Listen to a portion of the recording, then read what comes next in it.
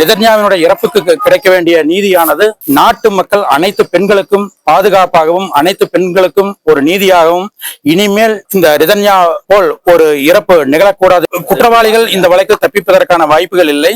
இருந்த போதிலும் ஒட்டுமொத்த சமுதாயமும் இந்த வழக்கில் விசாரணை இன்னும் வேகமாகவும் துரிதமாகவும் இருக்க வேண்டும் என்றும் நியாயமாகவும் இருக்க வேண்டும் என்றும் ரிதன்யாவின் பெற்றோர்கள் மட்டுமல்ல இந்த சமுதாயமே எதிர்பார்க்கின்றது. ரிதன்யாவின் கணவர், மாமனார், மாமியார் ஆகிய மூவரும் தான் காரணம். அவர்கள் செய்த மனதளவிலும் உடல் அளவிலுமான கொடுமைகள் தாங்க முடியாமல் இனிமேலும் வாழ முடியாது என்று இறந்துவிட்டார். அந்த ரிதன்யாவினுடைய மாமியார் சித்ரா தேவி தலைமறைவாக இருந்தார். காவல்துறையினர் கைது செய்யாமல் இருந்தனர். இந்த பாதிக்கப்பட்டவர்கள் தரப்பில் ரிதன்யாவினுடைய இறப்பிற்கு காரணமானவர்களுக்கு நீதி கிடைக்கும் வரை நிச்சயமாக போராடுவேன். ரிதன்யாவினுடைய இறப்புக்கு கிடைக்க வேண்டிய நீதியானது நாட்டு மக்கள் அனைத்து பெண்களுக்கும் பாதுகாப்பாகவும் அனைத்து பெண்களுக்கும் ஒரு நீதியாகவும் இனிமேல் இந்த ரிதன்யா போல் ஒரு இறப்பு நிகழக்கூடாது. போஸ்ட்மார்ட்டம் ரிப்போர்டும் ஆர்டிஓ விசாரணை நடத்தியுள்ளார்கள். அந்த இரு விசாரணை அறிக்கைகளும் இதுவரை வரவில்லை.